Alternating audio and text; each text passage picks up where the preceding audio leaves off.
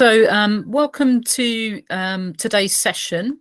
We're going to be looking at Healthier Hackney Grants in this session today. So this is the agenda here, who we are. There'll be an overview of the Healthier Hackney Grants programme, who can apply, what we can't fund, the application process cycle, when to apply, step-by-step application guidance, and what happens next. And then hopefully at the end we'll have some time for questions. Okay.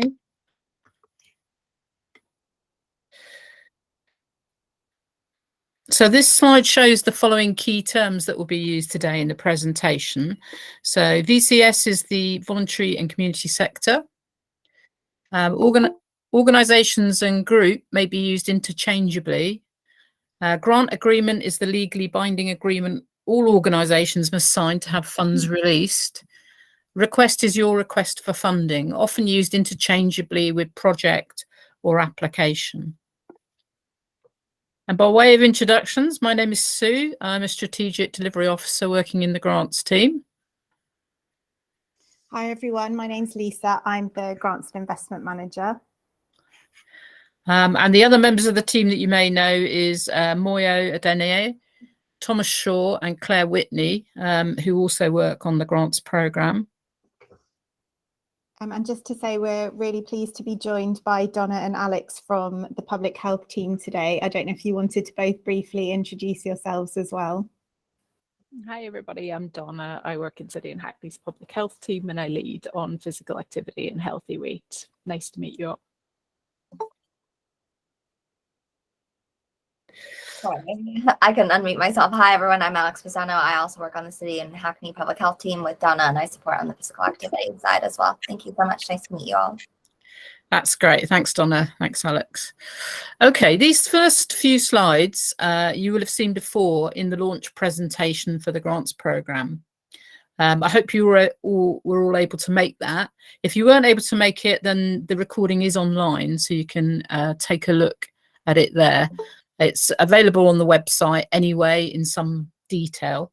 And our two programme priorities that underpin the whole grants programme are set out here, and they've been updated to reflect the Council's new strategic plan for this year.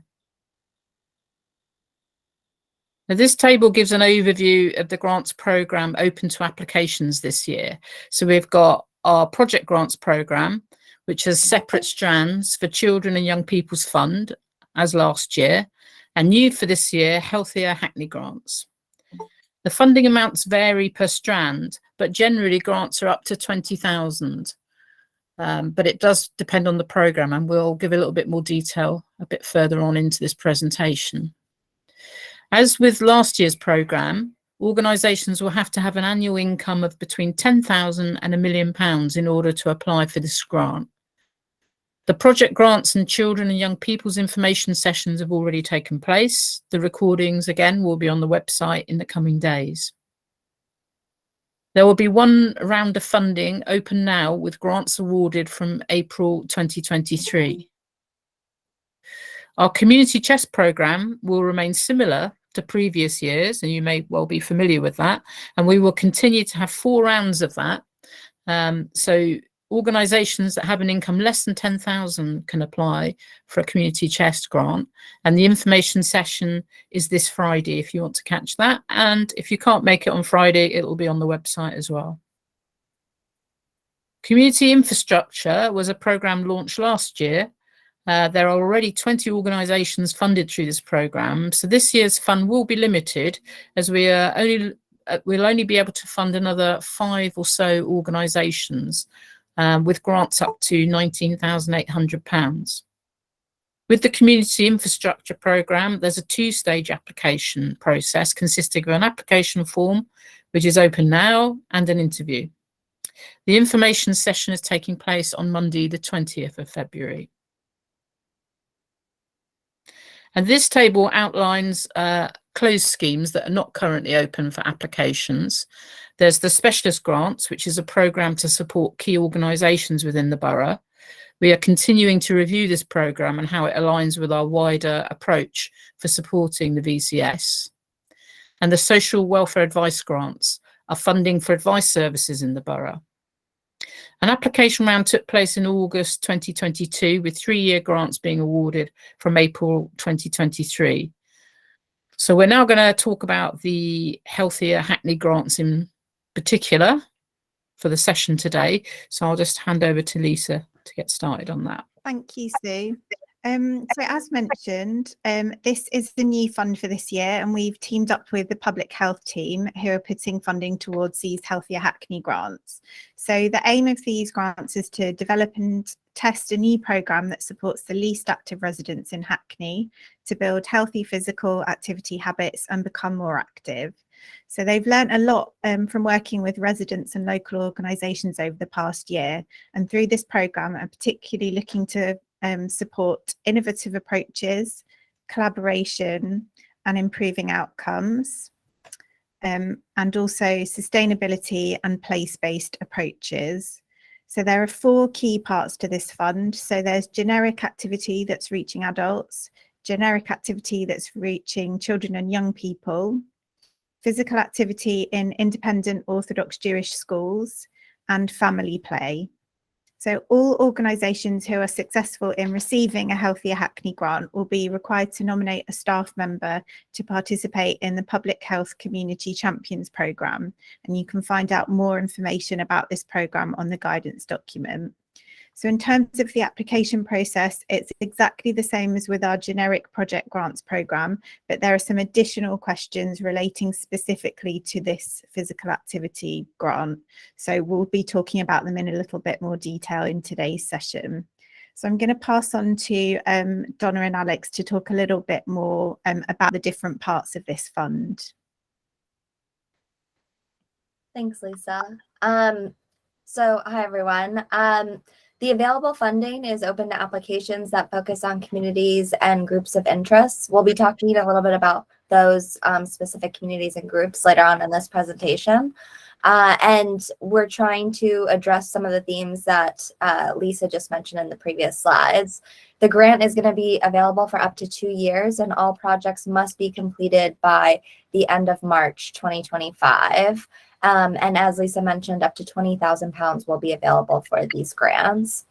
In addition to the physical activity grants for adults and children and young people, we also have some physical activity in independent and Orthodox Jewish schools that are available.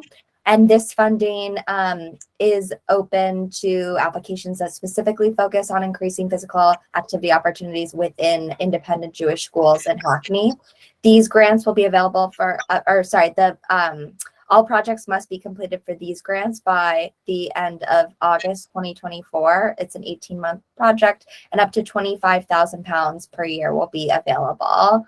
The reason why we're making these grants specifically for the independent Orthodox Jewish schools is because most schools receive state funding for sport and physical activity, but this is not the case for independent schools. Grant applications could include ideas like supporting the implementation of the Daily Mile, programs that increase the confidence, knowledge, and skills of staff to embed physical activity and sport as part of the school day, and engagement of pupils in physical activity, such as delivering sport and physical activity during the school day or after lessons. We also have family play as well, which is funding that is open for applications that specifically focus on play in outdoor environments, for example, on estates, streets, playgrounds, and this is to support and encourage residents to apply for play streets, as particularly in more of the deprived areas of Hackney. These grants will be available for up to 2 years. All projects must be completed by the end of March 2025, and up to £25,000 per year will be available for these. Thank you. Hi all, and just to highlight as well that we have done some pre-work before the grants were published, and we spoke to a large number of residents and community organisations that work with residents about what they felt the local barriers and enablers to helping people be active were. So we've included that information in the guidance document, and we would like you to refer to that and think about and consider how your application or your proposal would address those barriers or contain some of those enablers as part of the grant application. And some of those you'll probably be really aware of, and some might be new, so it would be worth considering within the application and within the grants documents as well. There we ran code design sessions to inform this grants program, so there's also some learning in there around ways that we could address some of these barriers that can help inform your proposal as well. So we hope you find that useful, and definitely worth drawing on those once you're writing your application, as that's the things we heard about in terms of things that can get in the way, or the things that can help people be more active. Okay, great. Thanks for that, Donna and Alex. Now, our general eligibility criteria for this programme remains the same, and it's set out here for you. Organisations must be not-for-profit, value-driven, and principally reinvesting any surpluses to further social, environmental, cultural objectives. So typically those organisations are charities or charitable incorporated organisations, charitable companies. Private businesses and individuals won't be eligible to apply for a grant from the programme. And at least 80% of the people benefiting from the funding must be Hackney residents. And applications must align with the programme guidance for the scheme. So you do need to read through and have a good look at that. And you need to have a project that starts and ends at the right time for the scheme, and the annual income criteria also apply.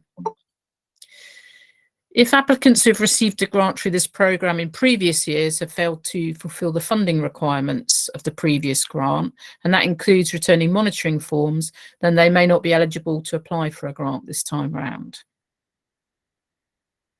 And in addition to the general eligibility, organisations also have to provide a number of documents along with their application, which we use to conduct due diligence checks.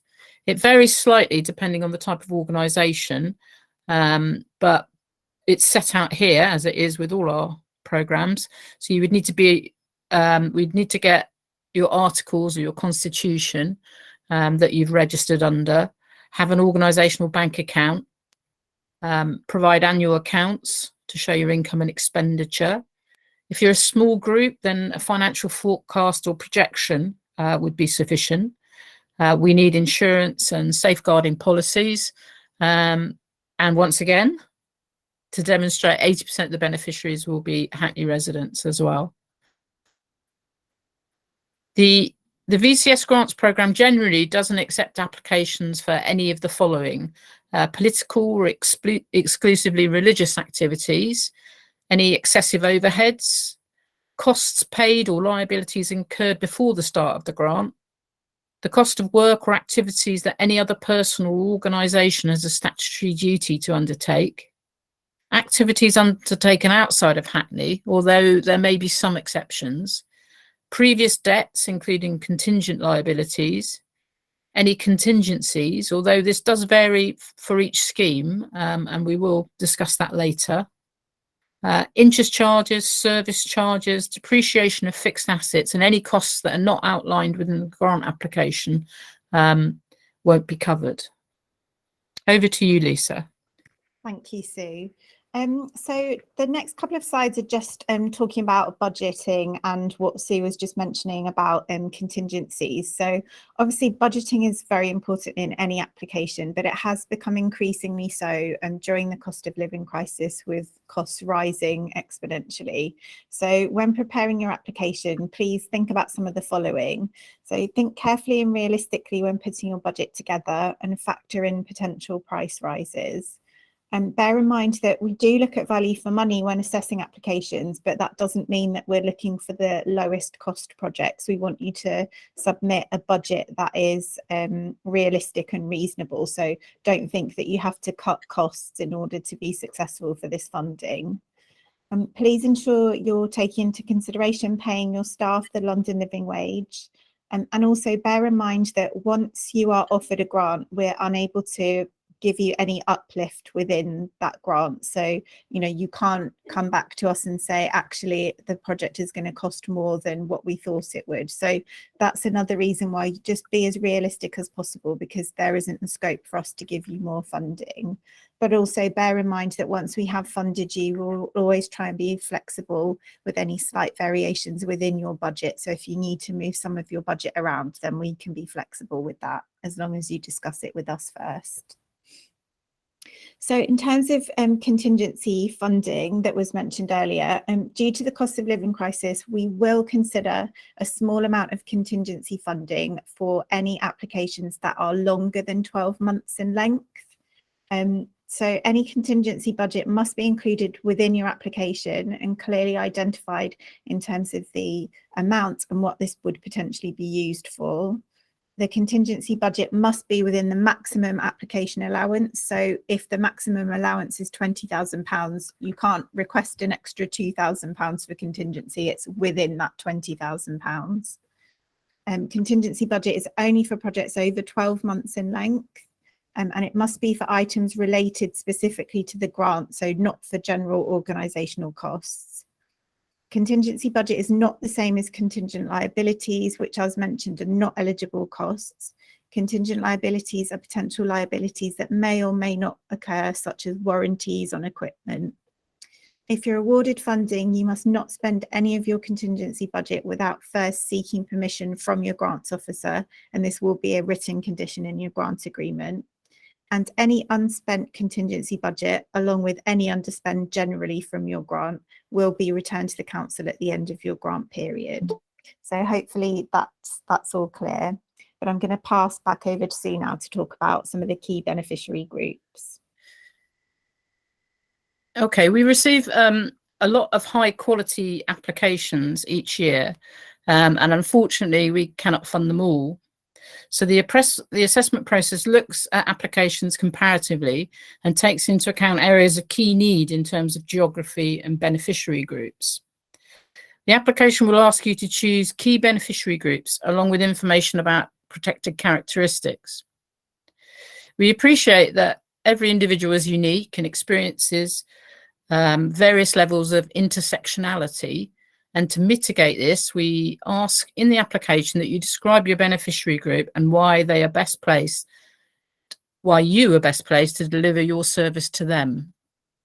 And in all applications, we try to prioritise organisations who are led by people with lived experience of the issues and or have an active commitment to involving beneficiaries in the design and delivery of their services. So we have tweaked our beneficiary groups from last year to better reflect the key needs across Hackney. These are general across the whole grant scheme, depending on the specific programme, and are set out here and in the guidance document.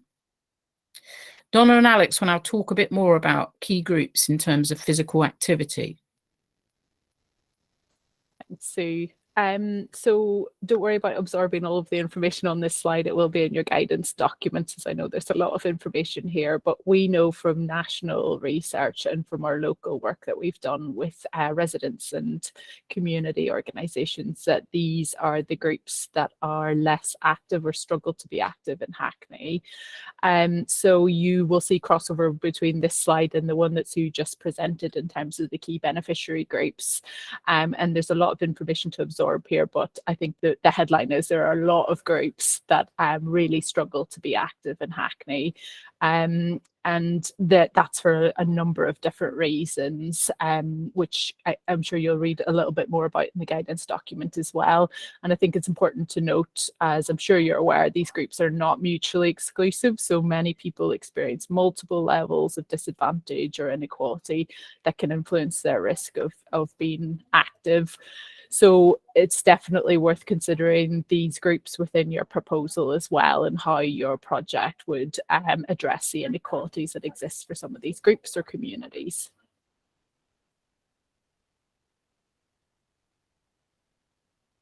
You're on mute, Sue. Sorry about that. Thank you there. So what we can do is use our guidance document and this information session to plan your application. If you've got any questions, you can always contact us. You need to apply in advance of the deadline using our grants application portal, and the grants team will then undertake due diligence checks based on the information you provide in your application. Please look out for communications from us, because if there's anything missing, we will contact you. Volunteers from within the council and the local voluntary community sector will conduct an assessment of your application as described below and make recommendations. And based on the assessment, grants officers may contact you to ask any clarifying questions on parts of the application that assessors may have been unclear about or wanted more information on. Please ensure that you respond to any questions in advance of the deadline, as this may affect your application. And the application is then discussed by the panel.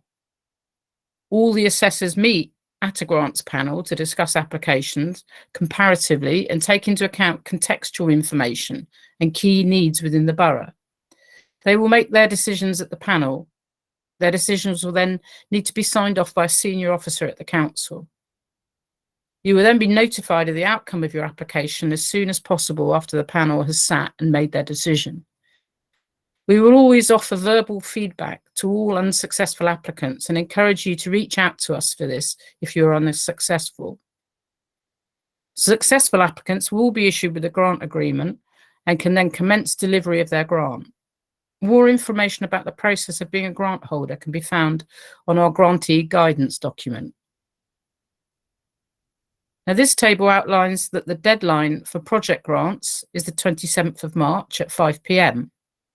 We can't accept applications after that time and date, so please ensure you give yourself enough time to complete and submit, factoring in any potential technical difficulties.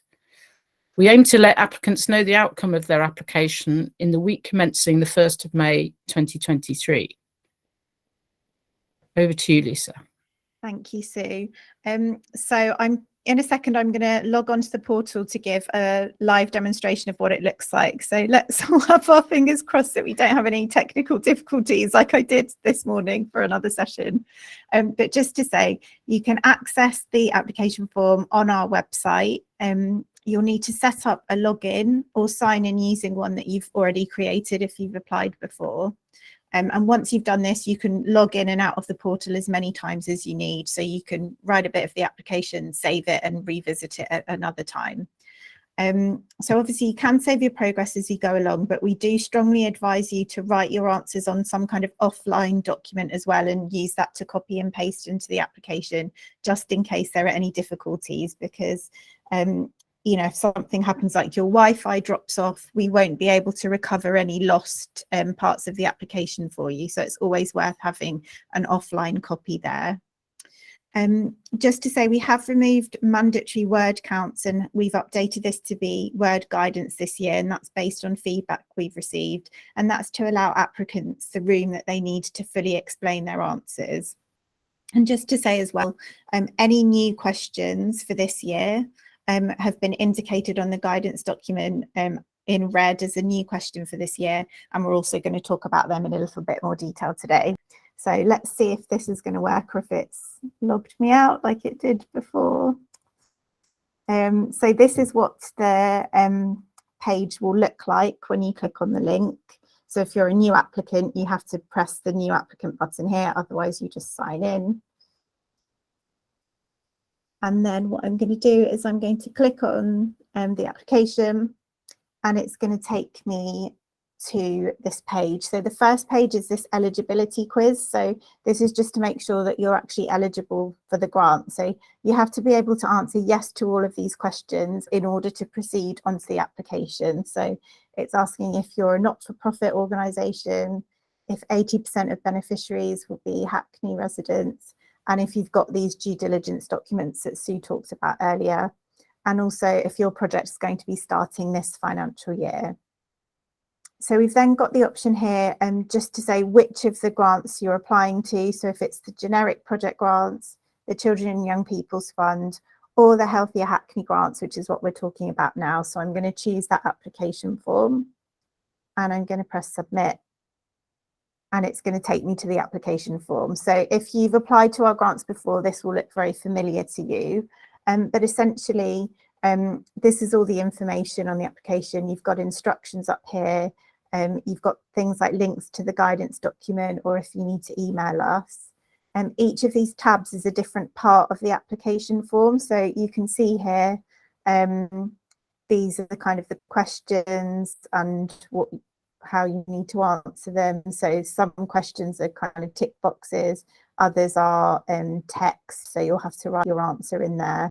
And you'll see that any mandatory questions have a red asterisk on them. So you won't be able to submit your application without answering those mandatory questions. So what we're going to do now is go back to the presentation and actually talk through some of those questions in more detail to give you an idea of what we're looking for when we're assessing your application and some tips on how to apply. So back to you, Sue. Great, thanks, Lisa. So section 1 of the application is details about your organisation. This section isn't scored, but filling this section in clearly will give assessors a good grasp of who you are as an organisation. And this is a new question this year, which allows you to expand on question 1.7. So we aim to prioritise organisations who are led by people with lived experience of the issues their beneficiaries face. Where this is not possible, we want organisations to show that they have an active commitment to involving beneficiaries in the design and delivery of their service. And then question 1.9 and 1.10, these aren't marked, but are useful for assessors to get a good understanding of what your organisation or partnership does and how this relates to the proposal put forward in the application. Over to you, Lisa. Thanks, Sue. So section 2 is probably the most important part of the application, as it's really the bulk of what you're asking the funding for. So just to say, we don't mark your application based on spelling and grammar, but we obviously do need to be able to understand what you're saying. So try and be as clear as possible. Use bullet points if you need to, or different headings. We're not expecting a clear narrative or, you know, a pretty story. We just want to be able to understand what you would like this funding for.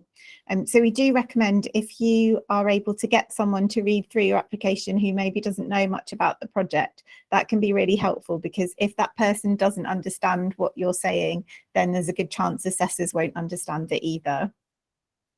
So just to say also, we'll always be proportionate in our assessment. So what this means is the more you're asking for, the more we will expect in terms of detail and things that you've considered. So if you're asking for a very small grant, we won't be expecting the same level of detail as if you're asking for a very large grant. So just bear that in mind as well. So as mentioned, we have removed the word counts and given word guidance instead, and that's to make things a little bit easier for organisations. We know that some people felt it quite difficult to articulate themselves within the word counts that we were giving before. But just remember to stick to the point when answering the questions and only include the most relevant details. So we haven't removed the word counts so that we've got a very long essay for each answer, but we just wanted to enable you to have a little bit more room to tell us what you mean.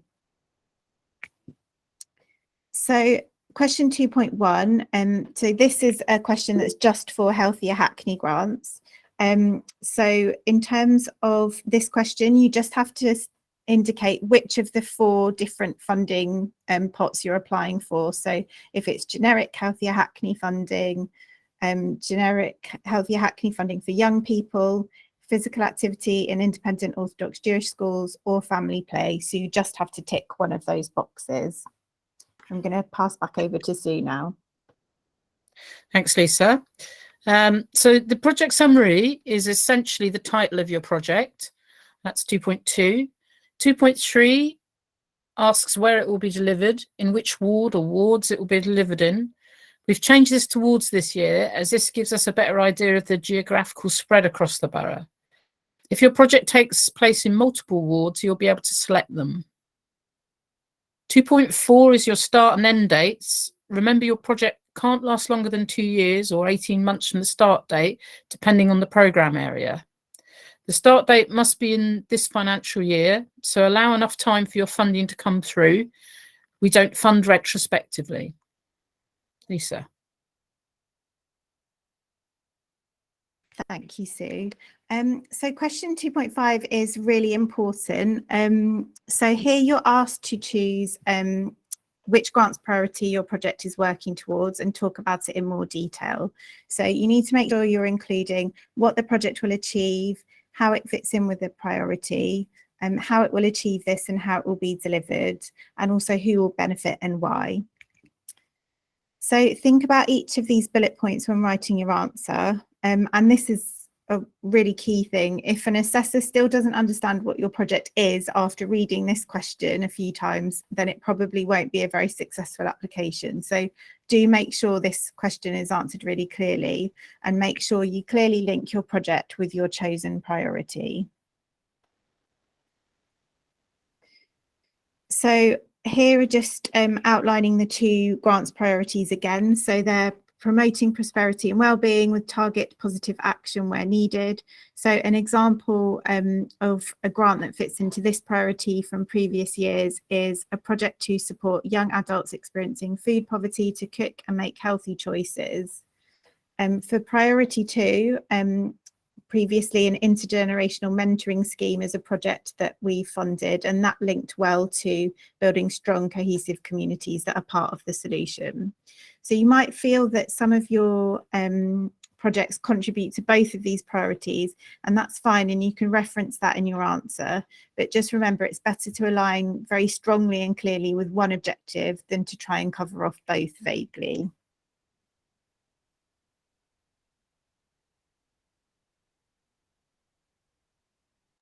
Sue, you're on mute.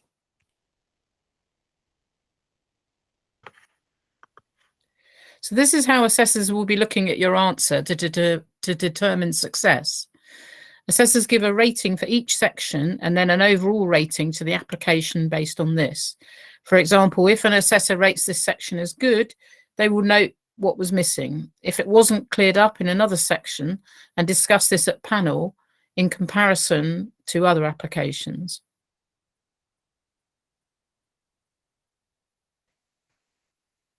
Thanks, Sue. So question 2.6 is another key question. So you're going to be asked to choose which of the 6 equality outcomes that we mentioned earlier best aligns to your project, and asked to describe how you'll measure this. So again, some projects may feel that they contribute to more than one, and that's fine, and you can reference that in your answer, but just remember it's better to align strongly and clearly to one than try to cover all of them vaguely. So this table is in your guidance document, and it just provides a little bit more detail about the kind of heading of the equality aim, and then further detail of what we actually mean by that. So for example, under being healthy, the definition we have here is people are supported to become more active and develop and maintain physical, mental, social health and well-being. So an example of a project that would fit under this aim from last year's programme is a free for all hip hop dance activity taking place within community settings. So similarly, for enjoying and achieving, the definition for this is people are supported to have opportunities and explore their creativity, develop their passion and skills, and to explore their social, cultural and community heritage as creators, audience members, visitors and curators. So an example of this from last year was an African drumming workshop to bring together older people from the community to create social connection.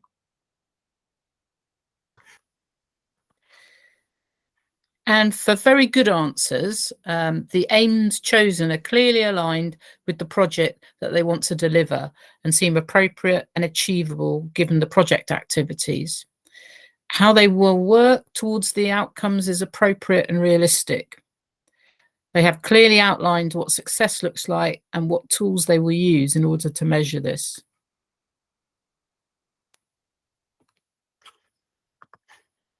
Back to you, Lisa.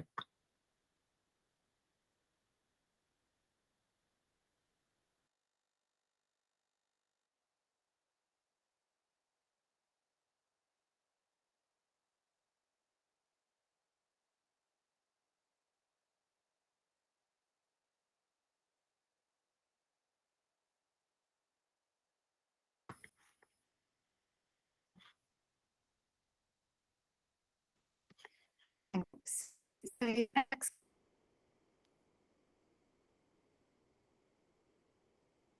question.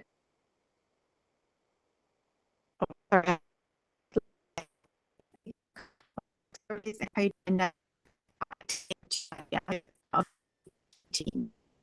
your organisation generally and not specific physical activities.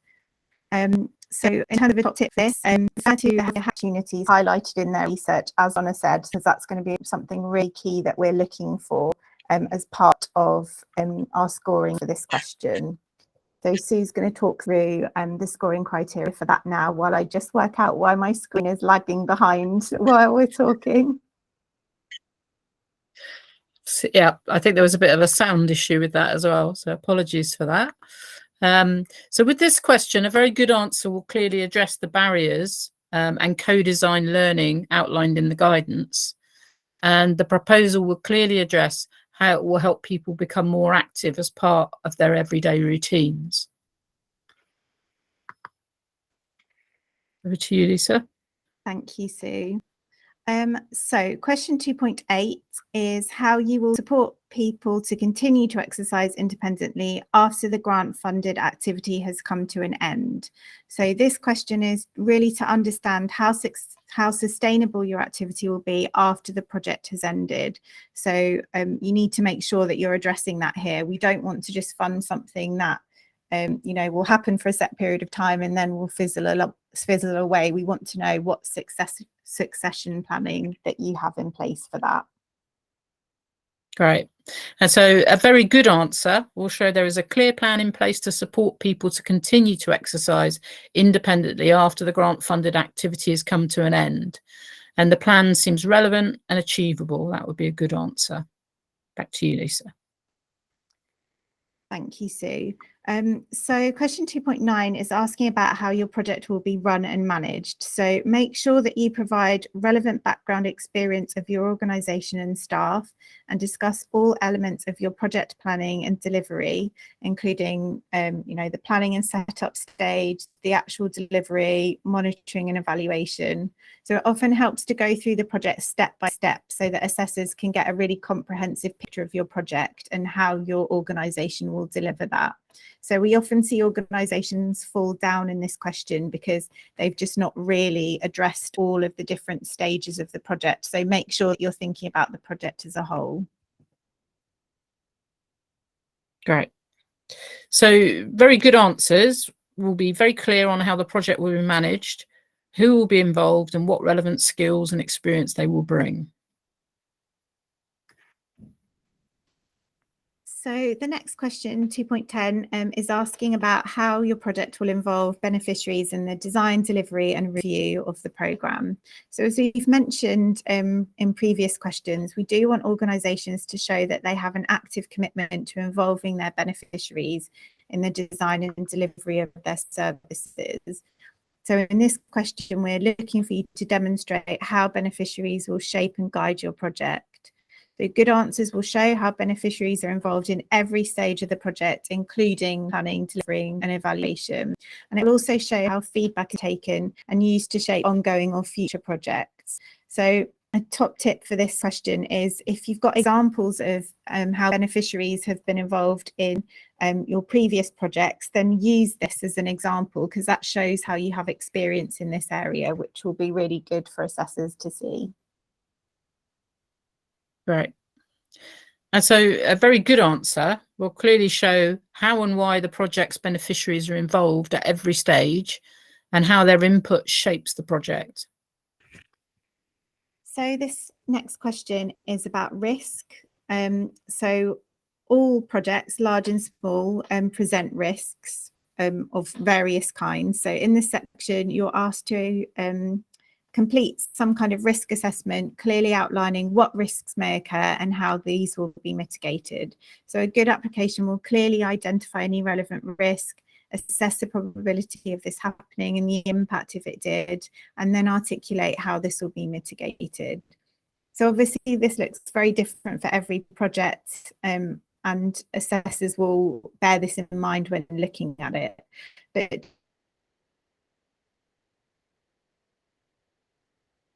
just to say, make sure that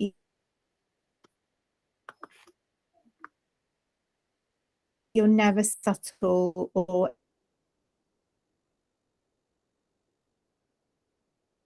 imply things about risk. Always be really explicit.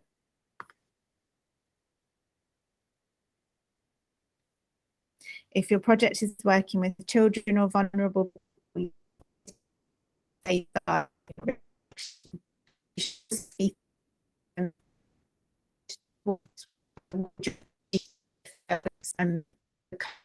risk in your health safe well.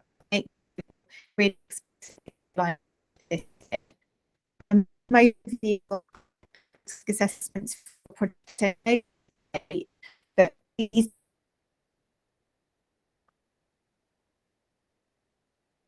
just say have a risk assessment in this explicit address what your risks are.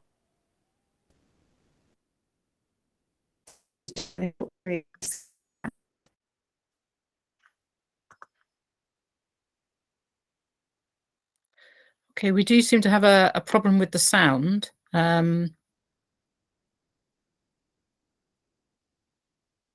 I'm not sure. We might have lost Lisa.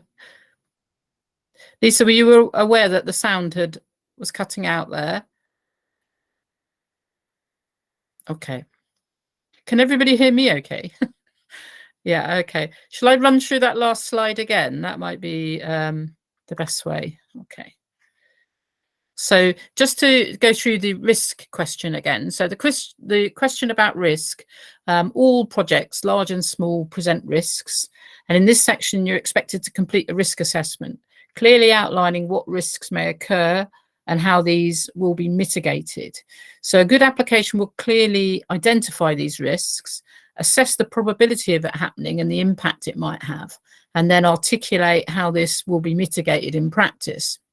So this will look different for every project, and it's assessed by assessors for comprehensiveness. So don't be subtle or imply things about risk. Always be very explicit. And if your project is working with children or vulnerable people, you should always be referencing safeguarding in your risk section. Think about things like COVID as well, and any other risks particular to your activity. And so the next slide shows that a very good answer will clearly acknowledge the main risks for any activity and have a clear and appropriate response for each one of them.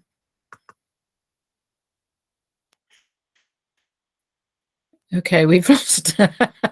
Sorry about this. I think what's happened is because Lisa was doing the slides, she's logged out and come back in, and hopefully that will sort out the problem that we've been having. Sorry, everyone. My Wi-Fi has completely gone. So I've gone onto my mobile hotspot and I'm going to try and represent the slides now. But please do rest assured that you'll be sent a copy of all of these slides after the event. So you won't miss out on anything. But I do apologise about that. So I hope you can hear me okay now. We did the risk slide again, but the slides have come off the screen, Lisa. So yeah, so I'm just getting them back now, Sue. So if you could just bear with me a second. No worries. Thank you. If you wouldn't mind just continuing to go through the next slide and I'll catch you up. Okay. So section 3 is all about your beneficiaries. That is the type of people you would like to support through your project. So only one part of this section is scored, but make sure your answers align with what you have told us about the project so far. So if you've told us your project is specifically targeting people, say, over the age of 85, but then tick multiple age groups in the section, then the assessor might be confused by that. So you do need to try and align it so that it's clear. If you're targeting groups based on particular equalities, such as ethnicity, then be explicit about this. We appreciate that there's no one size fits all when it comes to beneficiaries, as everyone you support is an individual, but please use the space provided to describe your beneficiaries' needs and why you are best placed to meet them. So looking at 3.1 and 3.2, this is to for you to let us know what numbers of beneficiaries and volunteers, if any, your project's going to reach. Once again, make sure you have a consistent narrative in relation to the numbers that you put in here. And you will be asked to choose one primary beneficiary group. We appreciate that might be difficult, as you may feel that your beneficiaries align to a number of these groups, but please use this question below to expand on the beneficiaries your project is most aimed at. Thank you, Sue. Hopefully you can all hear me better now. So I've turned my camera off just to help with that connection as well. So the next part of this question asks you why you're focusing on your chosen beneficiary group and how you're best placed to do so as an organisation. So make sure you cover in this answer how your project will benefit this group, why the project is needed, and how your organisation are best placed to support them. So bring in evidence of why you're supporting this group, including evidence from your own experience of working with them, which is the most powerful evidence that you can provide. So talk about your track record and previous feedback, etc., with this question. And very good answers will be clear on which groups they are targeting. It will fit in well with your overall application and make sense with what you want to deliver, and it will articulate why the project is needed, the benefits of the group, and the organisation's own track record using evidence. So this next question is asking us if your project is supporting people with any protected characteristics such as ethnicity, age or religion. So this section isn't scored, but it gives assessors a good idea of any particular equalities groups that you're supporting. And this is taken into consideration in the panel. So if you're not supporting any particular protected characteristics, you can just put NA in your answers for this section. But otherwise, if you are working with a specific group, please make sure that you outline this in these sections so that we're really clear about who you're supporting. So section 4 is all about your budget and is another scored section. So just to note, there are calculator buttons throughout this section to help you ensure that your breakdowns are correct. So please do ensure that you use these. And again, just think about things like not bringing in parts of your application that you haven't discussed before, just popping them in the budget because we'll be confused about that. Think about paying your staff the London living wage. And as mentioned before, if you are including any contingency funding, please make sure this is appropriate and meets the criteria as laid out earlier. So we've created this how much can I apply for section to help you work out how much you can actually apply for. So as a reminder, organisations cannot apply for a grant that is more than 50% of their annual income, and the calculator will work this out for you. So if you put in that your income is £20,000, it will tell you the maximum amount you can apply for is £10,000. So obviously, if your project only costs £3,000 to deliver, you'll ask for £3,000. But this is basically telling you the absolute maximum we would consider funding you. So 4.1 is asking how much you're requesting from the council. So again, this does vary depending on which specific part of the fund you're applying for. So do check the guidance document to ensure you're applying for the correct amount. And if you're not sure, just pop us an email or give us a call about it and we can help you just to make sure before you put in an application. So just as an outline, the generic Healthier Hackney applications for adults or for children and young people must be £20,000 or less. For physical activity in independent Orthodox Jewish schools, it must be £25,000 or less per year. And for family play applications, £22,500 or less per year. So the next question is just asking us if we're part funding something. So for example, if your project costs £30,000 and you're asking 20,000 from us and 10,000 from another funder, we just want to know this here, and there's space to talk about this in a bit more detail later on as well. So 4.3 is the budget table. So there are basically 3 columns here and there are 8 rows. You don't have to use all of the 8 rows, but there's also space underneath if you need to put some more information. But basically within this table, so the first column is your expenditure heading. So what you want to use the funding for. So in this example, we've got venue hire. The middle column is how much you're requesting from Hackney for this budget item. And the third column is if you're requesting funding from elsewhere, you can put that in that column as well. If you're not requesting funding from elsewhere, you can leave that blank. At the bottom of the budget table, there are two sections with calculator icons, which I mentioned earlier. So these are used to calculate the sums you've put in your table. So always use these calculator icons to check that everything you've put in your table is adding up correctly. We do see a lot of projects fall down because their numbers are inconsistent. So they're really there to help you. So do make sure that you use them. Great. And so a very good answer will provide thorough, detailed and realistic costs based on the project information provided. The budget items will clearly link to the narrative, the story that you've said about earlier in terms of the project, and this will enhance the overall clarity of the project asked. Now, 4.4 is an optional question. It gives you the opportunity to tell us where your other funding is coming from if you have indicated you are getting funding from elsewhere as well. And section 5 is for you to put your organisation's bank details in. This is to speed up the process of payment if you're awarded funding. So make sure you complete it accurately, as mistakes could cause issues with paying your grant if you are successful.